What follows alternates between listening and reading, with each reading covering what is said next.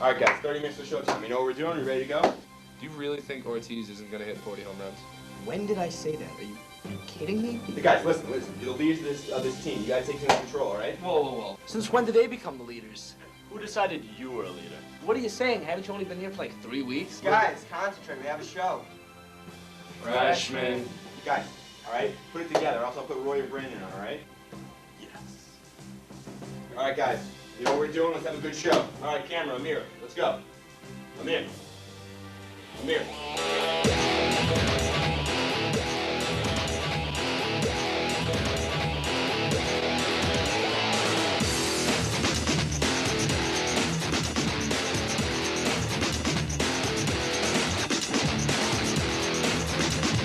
Guys, seriously, we're on in 2 minutes. Nico, seriously? I haven't finished my taco salad yet. Seriously, Schochat? Do you ever stop complaining? Seriously, Exter? Do you even do anything here? I have to pee. Seriously.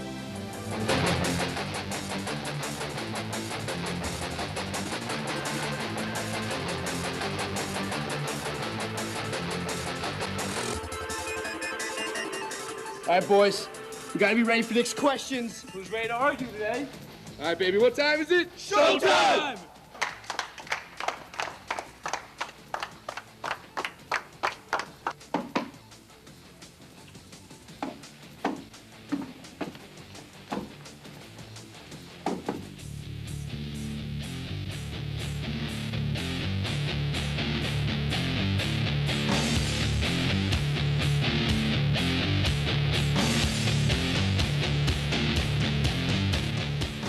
The lead cameraman for UMass Sports Weekly is Amir Norman.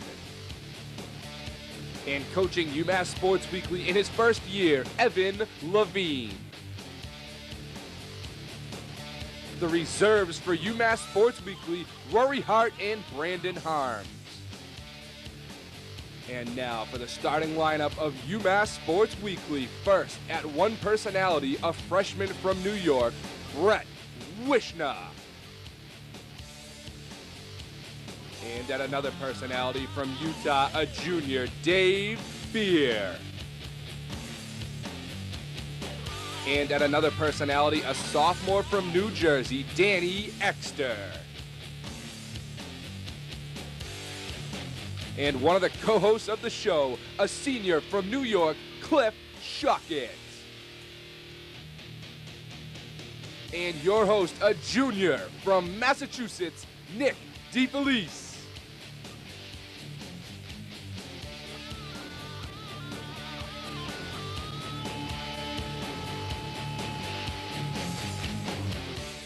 Hello and welcome to UMass Sports Weekly. Joining me as always, Brandon Harms, Clifford Schochat, and I'm your host, Nick DiFelice.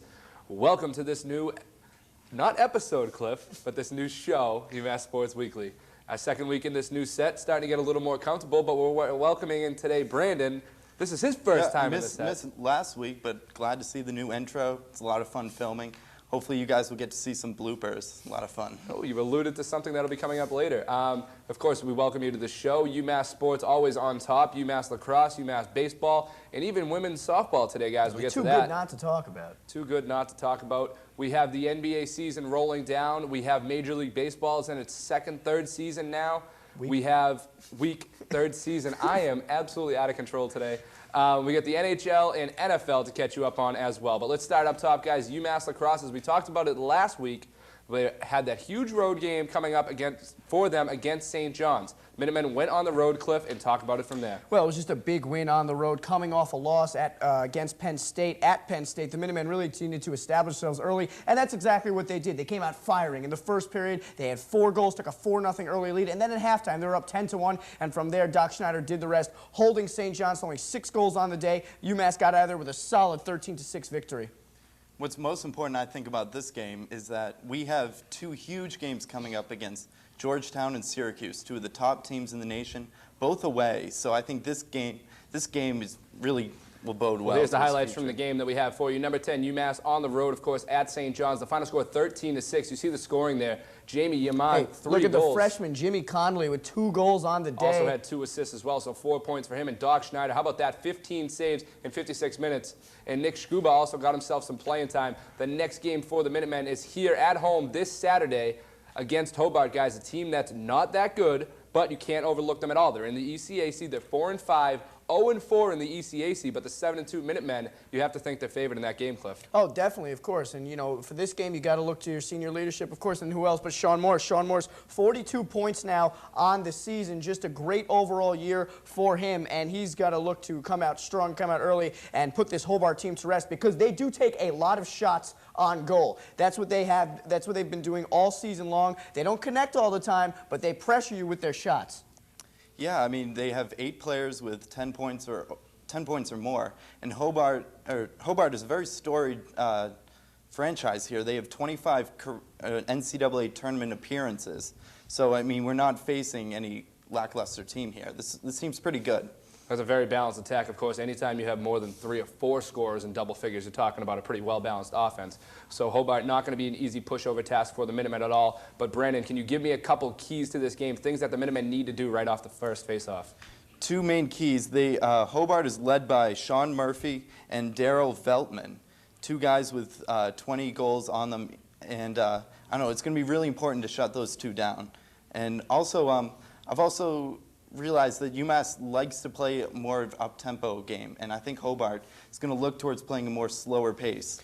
Well, if the Minutemen come out aggressive, and that's what they need to do, they need to come out aggressive early against this Hobart team. Their goaltender only gives up over 9 goals a game for Hobart, and he also he only averages only 50% of his saves. So the Minutemen, if they pressure him early, they'll be able to get out of there with a win. All right, guys, it's kind of the middle of the season right now for the Minutemen, 7-2, number 10 in the nation. Of course, new rankings come out on Monday, so say they go ahead and beat Hobart. Where can you expect this Minutemen team to be ranked, Cliff?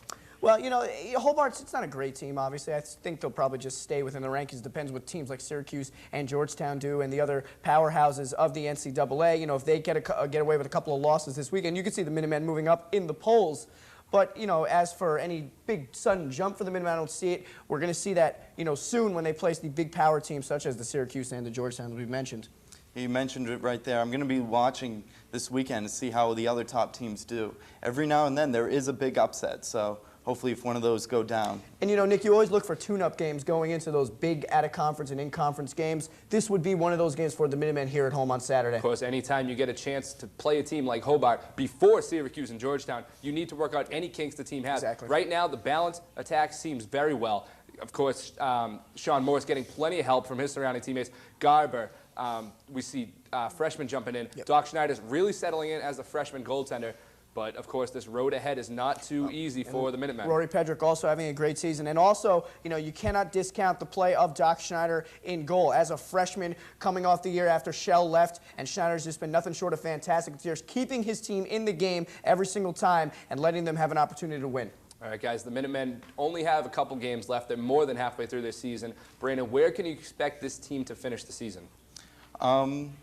I mean, I like their chances going into the tournament. I think, what did they lose last year in the quarterfinals? To Johns Hopkins, right? The eventual Yeah, the whole champion. thing. Exactly, yeah. I like their chances this year. I mean, can we be expecting a national championship? I don't know. But I like their chances. Well, once you get into that tournament of play, basically anything can happen. We saw George Mason this year in the basketball tournament. So once the Minutemen get in, you know, who knows what they'll play, who knows what the seeding will be, and, you know, hopefully they can go on some type of magical run. I'm sure they're going to be there in the end, and they'll be able to, you know, repeat somewhat of the performance they had last year. Yeah, Cliff, I like the analogy with George Mason. But we're going to have to switch gears right now, move it over to UMass baseball. Fans, we remind you, if you're out there and watching, 51336, call, talk to us about whatever you want. Of course, right now we're talking about UMass Sports. We got baseball and softball on deck, so if you have anything to say about UMass baseball and softball, get us on speed dial 51336. So moving gears to baseball, guys, Minutemen team down in Florida weren't having much fun at all. They lost a bunch of games. They came home, I believe, with only 3 wins, maybe something around 15 losses. But they had a home series against Duquesne, 2 games on the same day this Saturday. They were supposed to start Tuesday. They got rained out all week.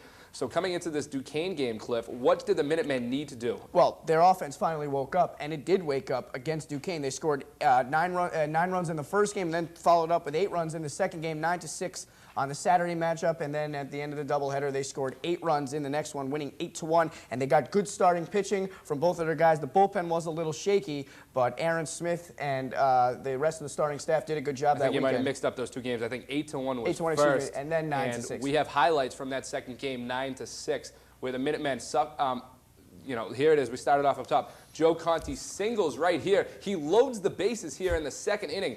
Minutemen put up a few runs early here, 4 runs early here for the Minutemen. And on the hill for the Minutemen, David Sullivan forces the ground out here. Ryan Franchek fields this ground ball. Duquesne leaves 2 men on here in the top of the 3rd. Now here later, top of the 4th inning, Sullivan working well. Forces the ground balls fielded by Lou Priotti. Fields a ground ball out of the inning. Here, David Sullivan, he's going to get one of his 2 Ks on the evening. 5 1/3 innings pitch, only 4 earned runs. Guys, not bad for the Minutemen considering where they've been. Here's Brian Adamski, guys. Here's one of the 12 hits here for the Minutemen on the afternoon. Cliff, as you said it, the offense wakes up. Look at those 2 stats. Yeah. Those 2 guys hitting the ball very well. What I do like about that game, other than the offense, is the play of Sullivan. You know, it was a gritty performance. It took guts because it wasn't a great day out there. The weather was kind of nasty, and he did allow people on base. He allowed some runs to be scored, but as we saw in those highlights, every single time he got himself in a big jam where the team could have fell behind, he got out of it. Good job by Sullivan. So the Minutemen, David Sullivan very well bailed them out. But, of course, the offense, anytime your offense gets going, it's going to be a lot easier for your pitching staff. And that's what this young staff needs. And, of course, Mike Stone knows that exactly. If he can get his guys to finally hit the ball, things might be looking the other way. So, Brandon, let's talk about this weekend. What did this mean for the Minutemen to go out and win a couple games in conference? Oh, it meant a lot. I mean, I can't remember the last time UMass won a series. I mean, this is great. I was actually at the last game. It was a Sunday. It was beautiful out. Everyone should have been there. The attendance wasn't great, though. But, I mean, it was great to see UMass get off to a hot start. I was actually at the first game where they came back in the 9th inning to tie it when they eventually gave up 10 runs in the 10th inning. Or, I mean, excuse me, 4 runs in the 10th inning. But it's great to see something to look forward to. And also in that second game, just want to talk about the pitching staff even furthermore. Rory McDonald was 7 1/3 innings pitched, and then Aaron Smith closing it out. Not an earned run that entire game for the UMass pitching staff, and the offense woke up as well with Adamski with 3 RBIs. So, of course, guys, the Minutemen right now currently 5-15. I know that doesn't mean much, but they've improved to 3-6 in conference. 3-6 in conference. That's a lot better than 0-9. That's pretty much what matters in college baseball is your conference. Because if you win your conference, there's your postseason. Yeah.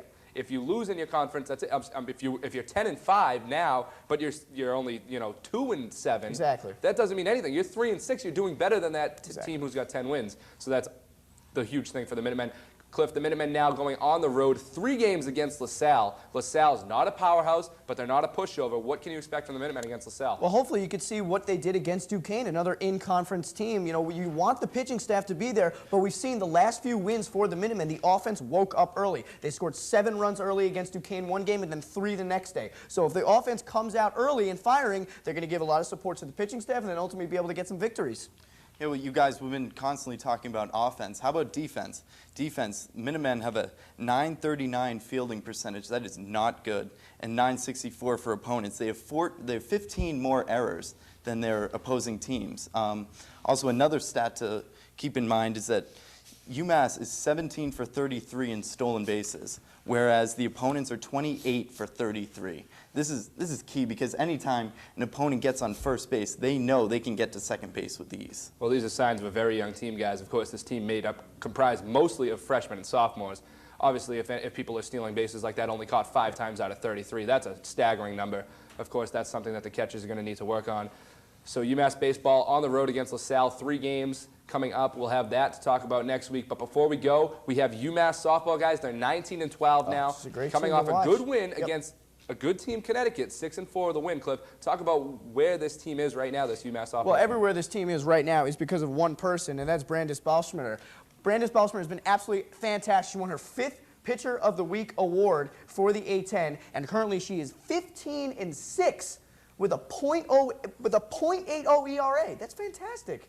Those, of course, great numbers. Talk about where the Minutemen now are in first place. Brandon, talk about how they got there. Oh, they're great. I mean, you mentioned pitching. She also has 164 strikeouts. That's like Pedro Martinez numbers in his prime back in the day. But another thing I want to also mention is their offense. They've won their last 10 of 11 by a combined score of 93-13.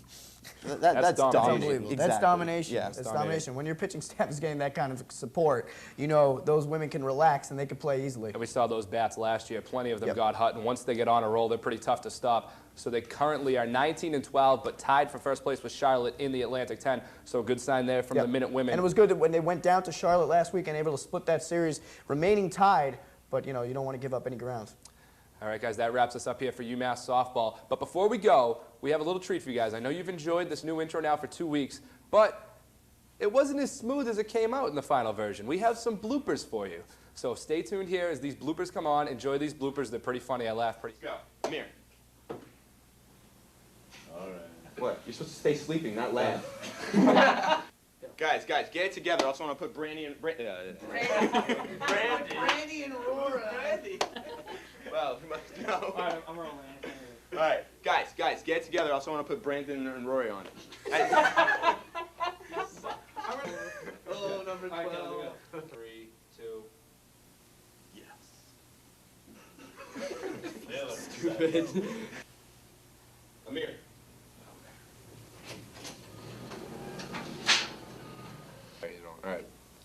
All right, guys, seriously, we're on in like 2 Man, minutes. seriously, I haven't finished my taco salad. Can you stop complaining, Schochat?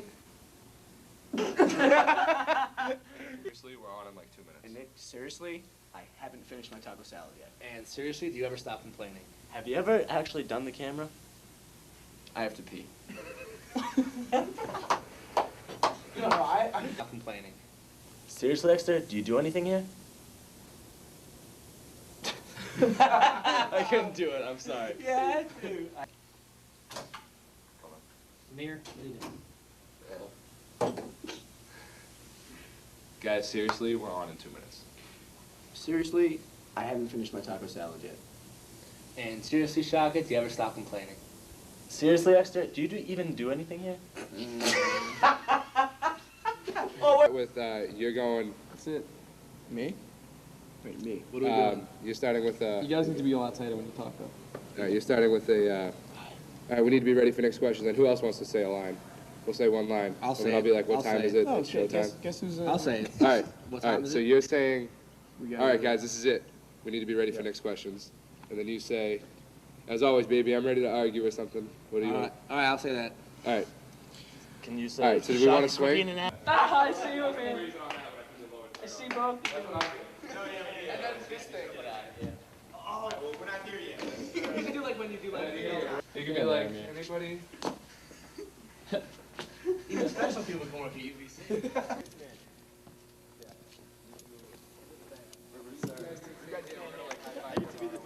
You know what you guys doing? Like, You guys stand like one hand, one hand. All right. Okay, Greg, you want to go first? No. Yes. Go first. Go, Red. Nick's going last. Cliff, will you stop looking at the goddamn camera? Cliff, seriously, stop looking at the camera. You always do it. I didn't even look at the You camera. did! Where do you want me to look? Jack, Not at the camera. Look at him here. Red goes first, Dave goes second, Danny goes third, Cliff goes fourth. Here we go.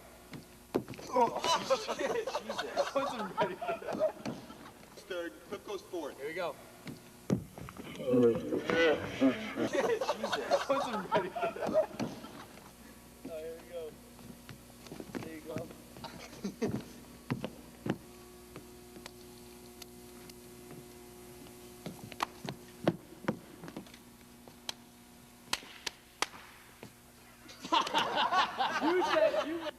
Tell me when.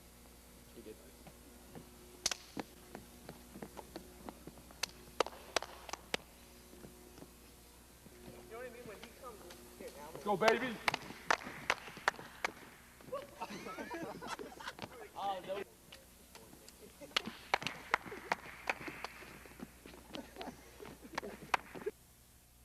All right, welcome back to the set of UMass Sports Weekly. I welcome today Kenji Summers here from the Sport Management Department. Kenji, you're here on a kind of a special interest thing. Kenji, you want to talk about why you're here? Yes, I'm here on behalf of the Association of Diversity in Sport. UMass Sports Management Department. And I'm here to introduce the Carlos Figueroa Memorial 3-on-3 basketball tournament. It's an inaugural event based on basically the memorial, the life of Carlos Figueroa. He was a sport management major. He graduated with a degree in '96. He passed in '96 in January of this year. So we want to throw the tournament. We want to get a lot of people to sign up. 42 teams we're looking at. All right, Kenji, how can people get signed up for this? People get signed up. You can contact the hotline number. It's 413-545-0454. And that number again? 413-545-0454. All right, so people can sign up, and it's going to be a 3-on-3 tournament. When's it going to be held? It's going to be held on the weekend of April 22nd, April 23rd. So if you have some time to sign up, hopefully get your practice in, get your skills up, and hopefully come out and compete, have a great time. It's going to be held at Amherst Regional High School. So everybody come, have a good time. Is this open to college students and high school students, or only college? Actually, it is. It's open to the surrounding colleges, the 5 colleges. Women are very, very welcome to come participate. There will be a bracket for them as well. Hopefully, Amherst area children will come. Well, not children, but high school students will come to compete. Other area high school students come to compete. And we also have a surprise. We will be having autographed Dr. J basketballs given away during the event. Of course, Dr. J, a Hall of Famer in the NBA. Here, a Hall of Famer here at the Mullen Center as well. So that phone number again, Kenji? It's 413-545-0454. All right, Kenji, thank you very much. As we go to commercial, we'll be right back here with Major League Baseball on UMass Sports Weekly. Everyone should join UVC-TV 19 because it will give you great experience when you go into the real world. UVC is a great place to learn how to shoot video and to edit your programs and air them on the campus network. UVC is great because we have the most outstanding equipment on campus. UVC rocks the sauce because you can record anything, and I mean anything. Here at UVC-TV 19, we get things done on time. People should come down to UVC to learn how to make their own TV programs and be a part of television history. People should join UVC because it's fun and you experience things that you'll never experience at any other college TV station. UVC is awesome because you get to meet famous people. So what are you waiting for? Come visit us online to find out more information about how you can join UVC-TV 19, UMass's only student-run TV station. Hello, welcome back to the set of UMass Sports Weekly. Joining me now, Brett Wishna. Welcome back, Clifford Schochat. And I'm your host, Nick DiFelice. Guys, Major League Baseball, it's a couple weeks into the season now. Yeah, I love it too, of course. As a Red Sox fan, you can't be too much happier than 6-2 on top of the AL East. But guys, let's talk about these Red Sox for a second. 6-2. The biggest concern for most people coming into the season was starting pitching. Yep. But it's been fantastic. Has that kind of been answered? You know, well, I mean, Josh Beckett and Kurt Schilling combined, each have gone 14 innings. Beckett, 2 earned runs with 7 strikeouts, and Schilling 3 earned runs with 9 strikeouts. Both of them posting ERAs under 2. They've been fabulous, and Beckett is just an absolute animal out there. The emotion between him and Schilling just feeding off each other, it's great to watch. You know, everybody knows I'm a Yankees fan, but I love these guys. I love watching Beckett. I love watching Papelbon. These guys get out there, they're fired up. The thing about Josh Beckett, as long as he stays healthy, the guy's as good as anyone in the league. Since the 2003 World Series, he hasn't been able to stay healthy, and we haven't seen the real Josh Beckett. So far in the first 2 starts of the season, we've seen Josh Beckett and how well he can pitch. If he stays healthy, he's a Cy Young candidate every year. Not only have we seen Josh Beckett, but we've seen him struggle both games in the first inning and get out of it in complete 6 other innings. It's been great. So what he's done has been beyond amazing. He's thrown over 100 each game, and he's still in the mid-90s in the 7th inning. What I love about that first start with Josh Beckett down in Texas, he struggled in the first inning, and basically with a new catcher, Jason Varitek, he was calling the game by himself the entire time. Beckett was saying, this is what I'm going to throw, and these batters are going to get it. It's 7 strikeouts, and you know, you saw Schilling in the dugout. He was going nuts for him. Yeah, it's good to see that our 1 and 2 guys are fueling off each other. And when one's not pitching, the other one's the first one off the bench cheering for him. So it's great to see. Of course, we all know how intense Schilling is, and we're learning how intense Beckett is. Then you got another caged animal coming out of the bullpen in the 9th inning now. We'll get to him in just a minute. Guys, talk about this. The first home series for the Red Sox against the Blue Jays. Talk about how it's gone so far, Cliff. Well, you know, David Wells, very terrible performance last night, to say the least. To say the least, came in last night, just threw, basically was throwing batting practice to the Blue Jays last night. Vernon Wells taking one over the Green Monster in the first inning, a 3-0 early hole. He left 7 earned earned runs in 5 innings. He was not hitting his spots. His velocity got booed off the mound. His velocity was not there. And usually, you know, David Wells, a big game pitcher. Last time he didn't show it. Yeah, I saw that with the Yankees back in '97, '98, and then again 2003, I think. But the one thing I remember about David Wells, though, is him walking off the mound against the Marlins in the World Series. I mean, that was 3 years ago. I mean, the guy's old and overweight. Everything that you don't want a pitcher to be, that's David Wells. But he's shown that he can get through that in the past, and let's see. Maybe it's finally caught up to him. Yeah. That's got to be about the only thing that's going wrong right now for the Red Sox. Of course, Wakefield got rocked, but came right back. Yeah, well, he's always what had problems in Texas. That's it's a thing. The knuckleball's off, he's going to get rocked. But David Wells, a guy that is a big game pitcher, he's about the only thing going wrong right now. Let's take a look at what the Red Sox have done so far here in this very short season. They're first place in the AL East, 6-2, 4-1 in arguably the best conference in baseball. And I love the Coco Crisp move. I love that signing because Theo Epson's saying, hey, we didn't bring you in just to be a tryout for this year. We have faith in you, and you are going to be our center fielder. Him and Ortiz are going to be here through 2010. Exactly. Get used to it. Not Cliff, only building for this it. year, building for the future as well. Crisp, of course, not going to be 30 for two. In a couple of years, he'll be 30. Beckett and Schilling, you talked about it right there. Unbelievable numbers so far. These two guys are guys that usually get hotter in September. They're not waiting till September as of now. They've been stellar so far. And let's talk about Jonathan Papelbon. This is a guy, we all knew what he was capable of. We all saw it last season. We got glimpses of him throwing 95, 96 in middle relief, and then he got a chance to start, Brett. Talk about now what has happened and how he's become a closer. Well, he is the closer now. No more Keith Folk. Keith Folk will not be seeing the 9th inning unless Jonathan Papelbon has a huge disappointment and breaks down and gets hurt. Jonathan Papelbon has definitely won that closer job. I think he has 4 saves already, and he's given up 1 hit. He's given up 1 hit so far in the entire season. That's really amazing. I mean, that's unbelievable. And, yeah, he definitely is the closer right now. And you look at this guy. He's just on the mound. He gets unfazed. He doesn't care who's up there. He's throwing his pitch. He's throwing gas every single time he's up on that mound. And you love to see the emotion after every single time he closes out that game. He just looks like he won the AL East. I know. He gets very excited, and that's one of the first things you look for in a young guy is his confidence.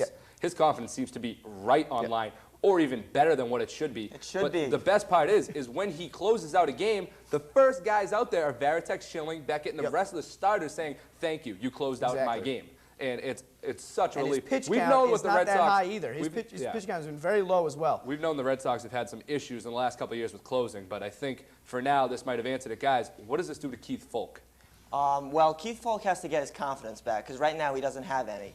And for now, I think you put Keith Folk into a game where the game's out of hand, you got a 3 or 4 run lead, or down by 3 or 4, and you see if he could try to get his confidence back, and then, you know, maybe you can use him as an 8th inning guy, and that would be a pretty potent end of the bullpen right there. I don't know. You still got Mike Timlin in there who pretty much shuts everybody down when he comes in. But Keith Folk, you know, he's been a guy. I hate to say it, but I think his welcome has run out in Boston. You know, his ERA is over 6.5 right now. His fastball doesn't seem to have a lot of velocity on it. He gave up a home run the other day. He gave up a home run the other day. Willie Mopena probably should have had that ball, but nevertheless, it went over the wall for a home run. And Folk just doesn't look like he's completely healthy either. I think it's time to move on. I think it's time for the Red Sox and Keith Folk to go their separate ways. It could be an interesting thing come trade deadline if they hold on to him that long. But if not, let's move around now to the rest of the league, guys. Of course, all the Red Sox Nation eyes constantly on the New York Yankees. Yankees in action today, of course, beating Kansas City now, what is it, 19 straight? The New York Yankees have scored 55 runs in their 5 victories. 55 runs in their 5 victories. And they probably scored 10 in their losses. 55 in their 5 victories. Yeah, that's amazing. And, of course, that lineup, of course, being led off by Red Sox former center fielder Johnny Damon. Yeah. Well, he's hitting .324 right now. He had his first home run of the season today on the Yankees' 9-3 victory over Kansas City in the 8th inning, 3-run shot. He has 5 doubles already on the season. He's definitely adapted to the Yankee pinstripes and is doing a great job so far. What I love most about the Johnny Damon signing, what he brings to this lineup, isn't the fact that he's going to be in the leadoff spot, but it puts Derek Jeter now in the 2-hole, where throughout his entire career he's been the most comfortable. The last few years, Jeter has been to bounce around between the 1 and 2 spot, and he really hasn't looked exactly like the Jeter of old. But this year, he's going to be in that 2 spot the whole entire season as long as Johnny Damon doesn't get hurt, and he's going to do the job he's supposed to be doing. I got to say, New York Yankees probably have the best 1 through 4 in Major League Baseball. But the Red Sox still haven't seen them yet. They're going to see them 19 times this season. It's going to make very interesting if these two teams are – the Yankees are hot now. Of course, the Sox are hot 6-2. Could be very interesting in it's next month they meet up. May for the first 19 time. days. May 1st. 19 days. Yeah, 19 days. We already got the countdown going. Fans, remind you, call in 51336. Call and talk to us. We're wrapping up MLB now, but of course we got NBA on the horizon. Guys, before we leave, let's talk about a couple things that are surprising. Where's Barry Colorado's Barry Bonds, yeah. How about that? Barry Bonds has yet to hit a home run. He has no RBIs either. He has no RBIs. He is being pitched to, but it's a little different than usual. He's seeing about 5 or 6 pitches a game. Last year, we saw about 2 or 3. Yeah. But his numbers last year were, or 2 years ago, I should say, were tremendous. I think Barry's getting tired. He's getting, age is catching up with him. And at the same time, he put on some weight before the season, and he's not the Barry Bonds of old anymore. And guys, I don't know how to explain it because he was swinging the bat well in March, but he looks to be breaking down a little bit. He had like 7 homers into maybe even more. He was ridiculous in spring training, and he just hasn't found that in the start of the season, but we'll see. All right, guys, one more thing. I got a trivia question for you. Who leads Major League Baseball right now in hits? Chris Shelton. Chris Shelton? Team. Is it the Milwaukee Brewers? No. Detroit? Los Angeles Dodgers. 5 You and got 5 Colorado, who's tearing the cover off the ball. Chris Shelton, who's probably hit his 21st home run today. He's batting 500. Over. He homered today. He homered again. 7 homers. Batting 500, over 500, 7 home runs, and 13 RBIs. 14 RBIs. He's having Sorry. great Every start. time you blink, Shelton's done something else. But blink right now because we're going to commercial. We'll be right Kurt back. Thorne's Mets are 7-1. Kurt Thorne's Mets are 7-1. We'll be back right after this to talk about the NBA. Do what I've always wanted at a college TV station. Come to UVC-TV 19 where you can learn how to use all of our equipment. UVC is awesome because we offer workshops that train our members in all aspects of TV production. UVC's got a great sports department for a lot of opportunities for our members. UVC is great because it's run for students and by students. The skills the students learn at Union Video Center would be applicable to any job in the telecommunications field. Students building students, doing students things. So what are you waiting for? Come visit us online to find out more information about how you can join UVC-TV 19, UMass's only student-run TV station.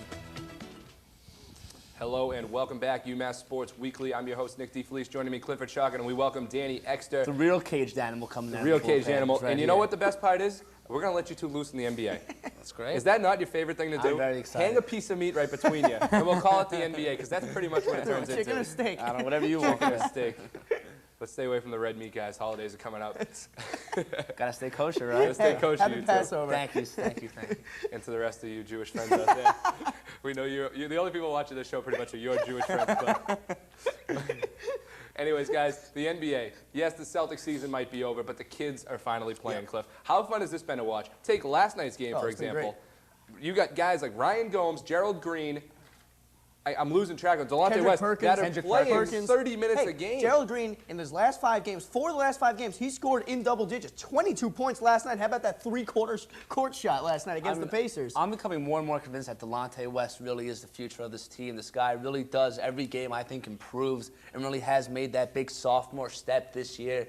And I just think that this is really his team to run, and he just really does have to get the weapons to help him in terms of just simple things such as winning. So, yeah, I mean, you have a Delonte West, you have a Paul Pierce, and it's unfortunate that Al Jefferson's been hurt with the foot. I mean, that's a nice core right there, but again, it's not really leading to wins. Yeah, and Danny, you just took the words out of my mouth. I'm so disappointed that Al Jefferson, the Celtics must be disappointed as well, that Al Jefferson didn't get to play a full season this year because this guy looked like a monster in his rookie season. You know, putting post moves down low. He looks like maybe he can be the next KG. And this season, just a lot of ankle problems, and now the foot. They shut him down for the rest of the season. So, you know, next year, hopefully the Celtics can be able to bounce back, but they really have a nice youth core right now. And the scary thing was when he was healthy, Cliff, it didn't matter who was covering him. He even made Ben Wallace have to watch some of those shots rain in over him. But guys, this Celtics season is going to end without playoffs. Officially eliminated last night. They were officially eliminated last night in that loss to the Indiana Pacers, who are on the bubble. We'll get to that in just a second. But what do the Celtics need to do in the offseason to improve, Danny? Well, in terms of the draft, I mean, there's so many scorers coming out of this year's draft. You have Brandon Roy coming out of Washington. You have Randy Foye coming out of Villanova. You have Rodney Carney coming out of Memphis. All 3 of those guys, I mean, it's pretty much obvious that the Celtics are going to have a top 10 pick. And I think in the draft, they can get one of these premier scorers to play at the 2-3, help Paul Paul Pierce with the scoring load, and these are guys that might even come in and make an immediate impact. You know, not only can you look to the draft this offseason, but I don't like the Celtics right now. They have a superstar in Paul Pierce. What they need right now is a couple of guys, veteran guys, that are able to come in and help the young kids out, put some points on the board. You know, maybe somebody they could sign with a mid-level exception. Cliff, these guys had it. The Celtics, I really feel, had one of the worst off seasons last year. They signed Dan Dickau and Brian Scalabrine. And I mean, those are role players. And then those they bring guys, in, and they get away with Ricky Davis. They bring in Zerbiak, who's been an absolute disappointment. And he's now hurt. Yeah. I mean, you're looking into the class of 06 free agents. I think that it's predominantly big men in the offseason for the Celtics to look at, which is a big part of the 06 free agent crop. You have guys such as Al Harrington, Joe Pizzabilla, Chris Wilcox, who's really lighting it up in Seattle, Nazem Muhammad, and one more. They're going to be signed. They need a solid center. Nene Hilario, who's been hurt, but this guy really was showing flashes of being a dominant power forward / center. And you take him out of the West in Denver, put him in to the East, exactly. You know, could be an automatic all-star. Right in the East for the Seriously. Celtics. But I mean, there are some young big men that are in this free agent crop that the Celtics really should make a hard run for it, and they could actually, you know, come in with a smart and proper draft with Danny Ainge, you know, using his head. And, you know, this can be a team in the Atlantic Division. Yeah, and they need a guy right now who's just going to do the dirty work. They don't have that guy right now. Yeah. They have guys who can score. They have the guys who can defend. But they have to get a guy who could do a little bit of everything. That's what they need. They need a veteran guy who could come in here and help this team out. All right, guys, of course, we've all known it that Danny Ainge has drafted well in the past. Yeah. He's got himself a young team, but there is just something missing. It's really tough to figure out because it's been a disappointing season. And even last year, they didn't have the kick, the spark, the flair that the Celtics, the Boston Celtics, should have. But let's go to the Eastern Conference, where it has been heating up, unlike the Boston Celtics. It's down to about 4 games left in the season, and of course, it's a very close playoff picture. I believe we have a caller. Caller, are you on the line? Hello? Caller, you there? Hello? Caller? Hold on, caller. Hold on. Turn it down a little bit. It's a little feedback. Did we lose you? We might have lost him. Hello? I can't hear anything anymore. A little feedback here. Sorry, caller. Keep calling back. We'll get to you as soon as possible.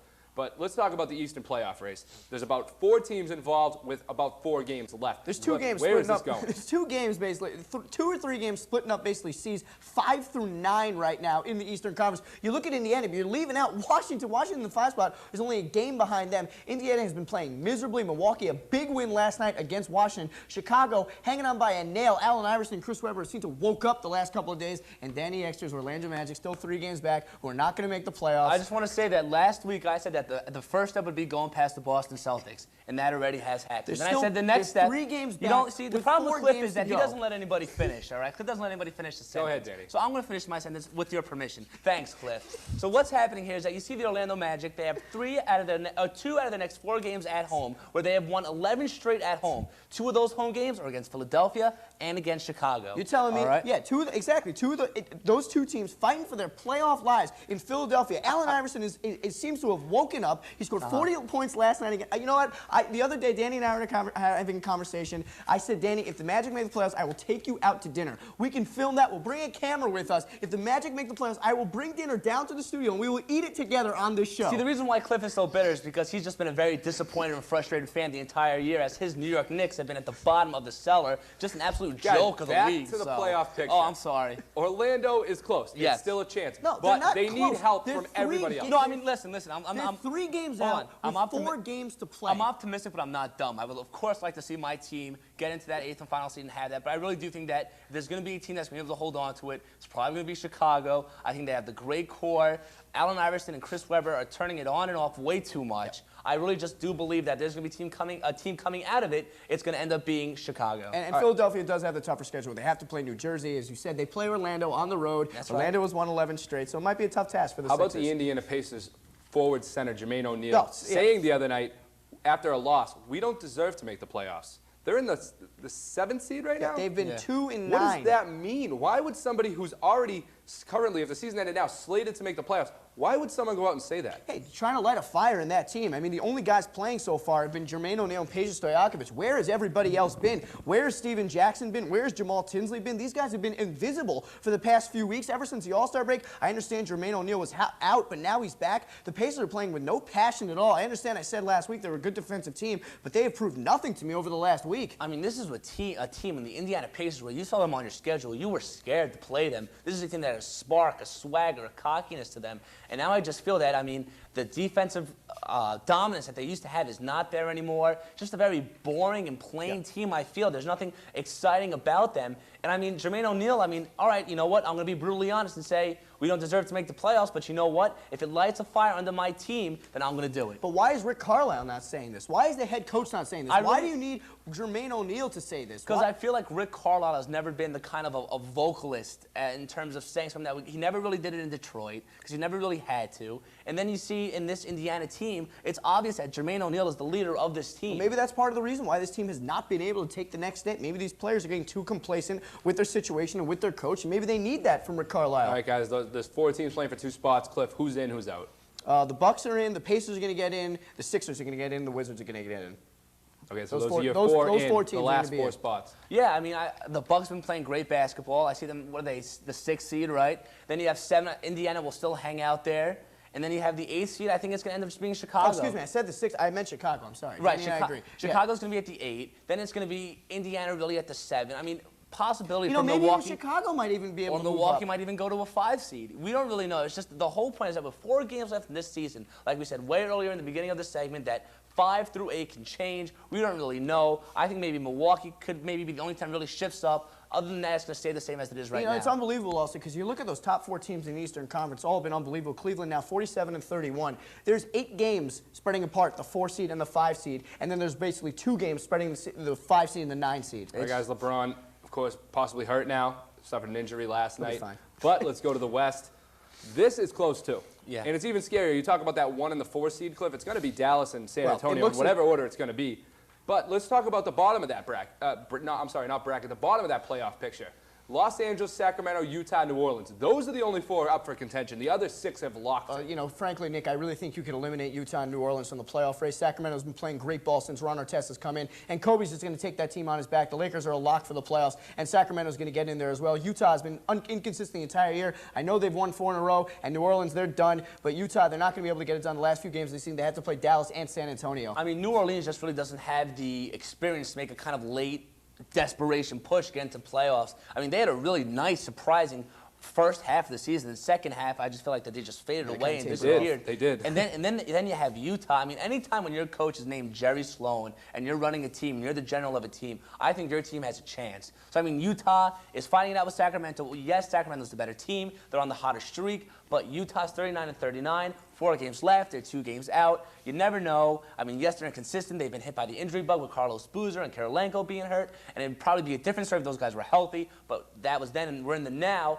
But in terms of who's going to be in that 8th seed, I really do feel that's end up going to be Sacramento because they're just too good and too experienced. All right, but how about the now? Let's go back to the Jazz quickly. Of course, we have a Jazz fan in the back if nobody noticed there on the bottom third of the screen. But the Jazz, Boozer is healthy now. Mehmet Okur is playing well. They're playing well. Do they have a chance? No, they don't. I really don't think they have a chance. They have to go into Dallas and San Antonio these last 4 games of the season. Well, who did Dallas just lose to last night? Okay, yeah, and you don't think that's going to... But they play to lower teams, Cliff. They do lose to lower teams. I'm sure Avery Johnson's going to be lighting a fire in that Dallas Mavericks team. He says it's the worst loss of the season against Golden State. And don't forget, they also have to play San Antonio. No, Cliff, I'm not saying that the schedule's not hard. It is. See, sometimes he puts words in my mouth too, all right? Sometimes it is a tough schedule, but you know what? Is Utah going to get in the playoffs, yes or no? No. Okay, thank you. I'm just saying, hey, that's it. I'm just that's all we need to make it exciting here at UVC, As I did with the East, Danny, 2 teams in, 2 teams out. Who's it going to be? It's going to be Los Angeles simply because they got a guy named Kobe Bryant on that team. And it's going to be Sacramento in the 8th slot because I think a core of Ron Artest, Mike Bibby, Brad Miller, very experienced. They're going to be able to stick it out. You know, the interesting thing about the Lakers right now is Phil Jackson has done a marvelous job coaching this team this season. They're currently 41-37. It's the most losses Phil Jackson has ever had on a team, but at the same time, they're peaking the right time. They're playing well. Kobe Bryant's playing out of his mind. Obviously, he has the whole year long, averaging over 35 points, but he's getting productive play out of a Mr. Kwame Brown. Yeah, I said it, Kwame Brown. Kwame Brown's having double-doubles over the last 5 games, 15 points, 15 rebounds last game against Golden State, and the Lakers making a strong playoff push now in the 7th spot. The Phoenix Suns might be a little scared right now. But the thing is, though, Cliff, when you think about the Los Angeles Lakers and Phil Jackson has always had 2 superstars on his teams. His days with the Bulls, he had a guy named Michael Jordan, another guy named Scottie Pippen. During his glory days with the Lakers, he had a guy named still Kobe Bryant, who's there now, but he also had the big Diesel and Shaquille O'Neal. That's why I'm saying you did such a great coaching job. That's what I'm saying, but, you know, you said this is the most losses that he's had. It kind of was to be expected because, I don't think the Lakers were expected to be this good, and they're peaking right now. They're peaking right now. All right, guys. This season's winding down, but there's some very good things to look for. Shaquille O'Neal just posted his first triple-double since 1993. With the Miami Heat. Magic, yes, with the Orlando Magic. All right, and let's keep going. The New Jersey Nets, we've all seen what they've done in the last couple of months.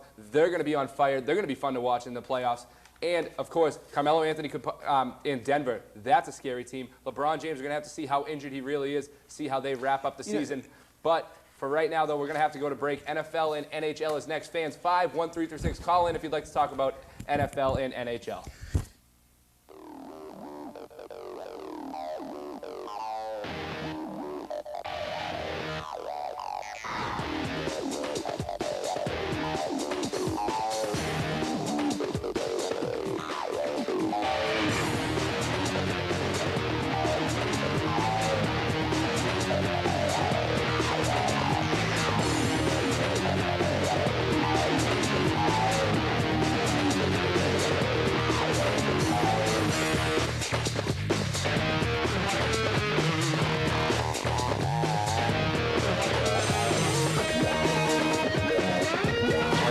Welcome to UMass Sports Sunday.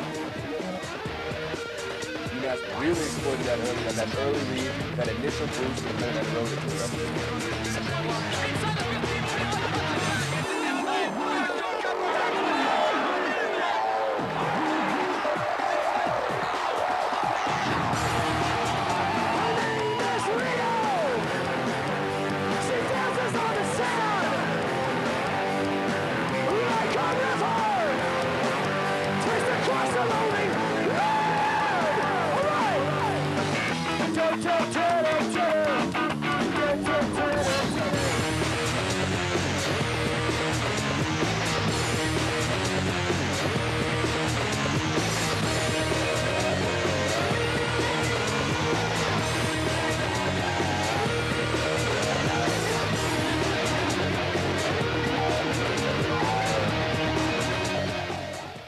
Welcome back to UMass Sports Weekly.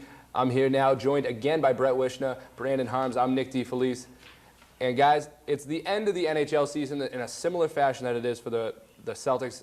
The Bruins, guys, another postseason that does not include them. Simply, quickly, guys, your thoughts on the Bruins this season so far? It's definitely a disappointing season, but they do have a lot of good things to look forward to for next season. They do have a lot of young guys, the 3 guys they got in the Thornton trade.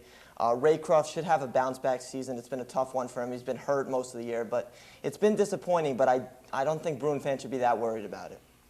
Even going into this new NHL season, new rules, new everything, I expected the Bruins to make a big free agent splash. We lost out on guys like Mike Modano and Peter Forsberg. We offered them the big bucks. We ended up settling for Joe Thornton. We know how that turned out. But thing about the Bruins, I can only name 5 players that I can just recognize, and it's not looking good. It's a team right now that a lot of interesting things going on. PJ Axel just recently announced he's not playing in the Worlds. Brad Stewart is going to play for the AHL All-Star Game. So there are some things going on here for the Bruins for them to look forward to next year. Of course, Marco Sturm, guy the Bruins got in that Thornton trade. But guys, let's look back to that. The 2 teams that were involved in that trade, San Jose Sharks, Boston Bruins. At the time, we were both last place. Right. San Jose now is currently right on the edge of the playoff border. Joe Thornton, how good is he, and how much of a loss was he, Brett? He's a great player, but I think it's way too early to decide if this was a good trade or not for the Bruins. This is a trade that you have to wait 3-4 years down the road to see if it worked out. They got 3 young guys for a Joe Thornton who's in the prime of his career, but the other guys haven't really fully developed into what they can be. So I think you have to wait to see how good a trade this was. Yeah, great point right there, Brett. But the thing about the Bruins is they need to start exciting fans, because right now Bruins are 4th in like the major Boston sports market behind Celtics, Patriots, and Red Sox, of course. So they need some big names to try to get some fans in the seats. Is there really a possible way where they can draw some away from the Bruins? Even against the Bruins, you look at the arenas when they're filled, it's obviously more filled for the Celtics. Is there any possible way where they can possibly even jump into that 3rd place? I mean, yeah, like Brett said, time will tell. Fired our general manager, Mike O'Connell. Obviously, things weren't turning out well for them, so we'll just have to see, that's for sure. All right, guys, let's go around the rest of the league. Those San Jose Sharks beat Vancouver last night, who's still looking to get in the playoffs. They're right now on the outside looking in. San Jose's on the inside looking out. And, of course, last night, another great matchup, Buffalo versus Montreal. That was a 5-4 finish. What an exciting game that was last night. But, guys, what is this NHL playoff picture going to look like? Is this going to be a good playoffs? I think it's going to be a great playoffs. I think the East is set. I don't see any team that's not in the playoffs picture right now getting in. I think the gap is too big. I believe that the 9th place team is 4 points out, so I see the East done. The West is still very much in the air. I like San Jose to get in the playoffs, though. I like their chance. I think they're going to be a scary team in the playoffs with Joe Thornton. I don't expect them to beat the Red Wings, but I think they can put up a good fight. I think it's going to be a great playoff. Yeah, I'm psyched for the playoffs, especially in the Eastern Conference where we have a 3-seed New York Rangers against the 6-seed New Jersey Devils. That is a marquee rivalry right there, and that is what the NHL wants, to try to get some TV ratings. Speaking of those TV ratings, guys, are they possibly going to be able to generate it, even compete with the NBA Finals, compete with Major League Baseball, who's at the very beginning of their season? Guys, is it even possible to think about their TV ratings being anywhere but bad? I don't know if they'll be bad, but it's just they can't compete with the other two sports. They're just too big in America. Although I think the ratings will be better than they have been in the past because you have some marquee series, like he said, with the Rangers and the Devils. But it just can't compete with the other two sports. It just can't. All right, guys, also, let's pick a Stanley Cup Finals. I know it's early. The playoffs haven't even started. The regular season isn't even over. Brandon, can you pick a Stanley Cup Finals for me, East versus West? Yep, West, I have to look at the Detroit Red Wings. They have been by far the best team all throughout the year. They have less than double-digit losses for both home and away. That's solid numbers right there. But for the East, I look for a surprise. 3-seed New York Rangers. I'm not a Rangers fan, I'm a Bruins fan, but I've been watching this team. A lot of people I know love them, and I don't know, I just see Jaromir Jagr, Henrik Lundqvist, solid goalie who won a gold medal for Sweden. I like their chances to come out of the East. Brett, East versus West, who do you like? Did you look at my notes or something? I didn't, actually. That's exactly what I had. They were my sleeper. I had the Detroit Red Wings against the New York Rangers. I really like the Rangers this year. Jaromir Jagr is having an MVP season. Henrik Lundqvist is playing great. As long as he's healthy, he's been out the last few games, but they say he'll be fine for the playoffs. And the Red Wings, they're going to come out of the West. I don't see any team beating them, but I expect the Rangers as well to make the Stanley Cup Finals. I can't believe neither one of you picked Ottawa, who has been amazing this year. Have they not only beat the best teams, they beat them twice. They've slaughtered the horrible teams. Ottawa is far and away the best team in hockey, I think. I can't see Ottawa not making the Stanley Cup. The West, I can see things happening. It's got to be Ottawa, guys. That was too easy of a pick. I wanted to go out on a limb. Sometimes the easy pick's the right pick. Well, I mean, Ottawa, they're going to get a 1 seed, obviously, right? But I don't know, just something about seeing a 1 versus a 1 in the Stanley Cup, I just can't see it happening. There's got to be a big upset somewhere along the line. All right, guys, I know it might be hard now, but let's pick an MVP and a Rookie of the Year. Brandon, can you pick an MVP/Rookie of the Year for me? Sure, Jaromir Jagr for MVP. I mean, it's pretty clear. This guy's got 53 goals, 68 assists for 121 points for a team that was supposed to not make the playoffs. A lot of people picked him to finish last in the Eastern Conference. Look at him now. But for Rookie of the Year, have to start with Alexander Ovechkin for the Capitals. But I'm also considering Sidney Crosby just because this guy has made people come to the stands. He has made people talk about NHL hockey. We're on the same page today, Brandon. Well, I like Jaromir Jagr as well. Alexander Ovechkin, I think, is going to win the Rookie of the Year. He has 49 goals and 51 assists for a rookie. That's unheard of. 100 points for a rookie. He's got to win the Rookie of the Year. No one else is close. All right, you guys are killing me. Let's be a little bit more like, why don't you guys dress each other next show? Maybe you can wear the same thing. He looked at my notes. I'm guaranteed. I got to say, Alexander Ovechkin, that's got to be the Rookie of the Year. Yeah. I don't think there's any questions asked, but the MVP could be up for debate. Jagr, of course, leading the league in scoring. How about Joe Thornton, guys? Leading the league in assists. Not too shabby, about 30 goals himself. He single-handedly put San Jose in the playoff picture and probably will make the playoffs because of him. So he's definitely a candidate. All right, guys, let's go to the NFL. Of course, the Red Sox signing people. How about the Patriots? Richard Seymour made a bold statement. I want to be the highest paid defensive player in football. Patriots signed him to a massive contract. 4 years, believed over $30 million. There's got to be incentives on top of that. How about that, guys? Richard Seymour signing for the Patriots. What does that mean?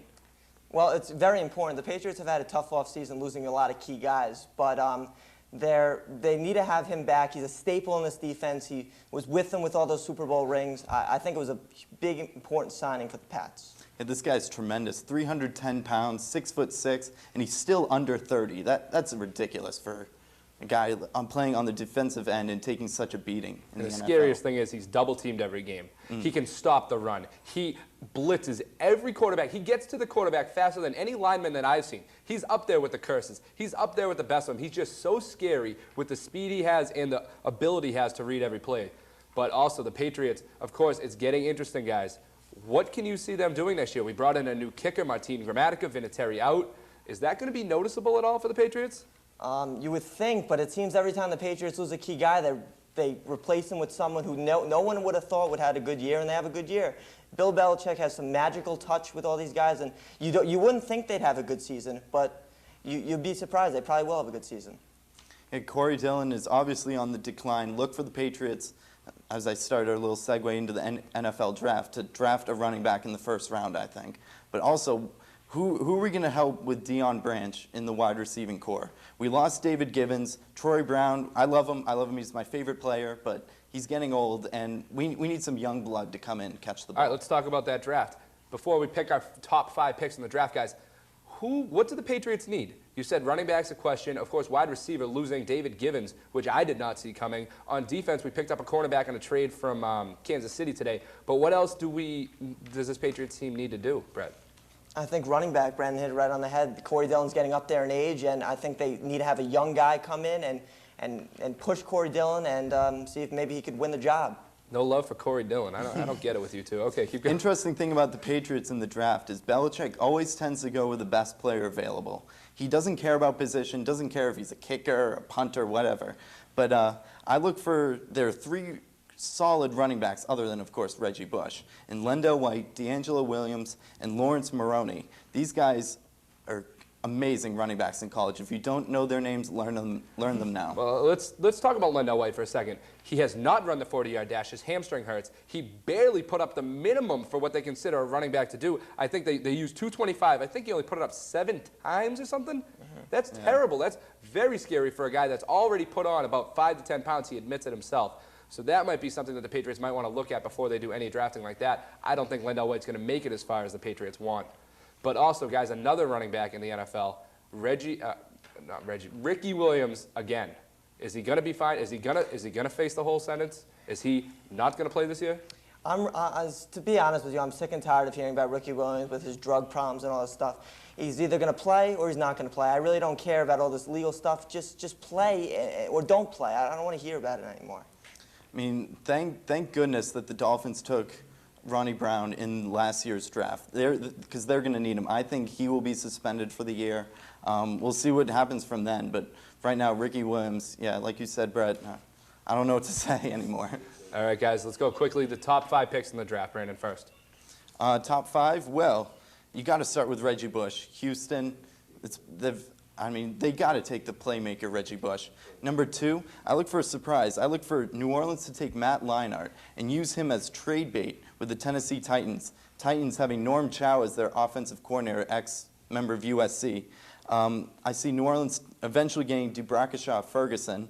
When the 4th pick comes up, I see the Jets taking Mario Williams.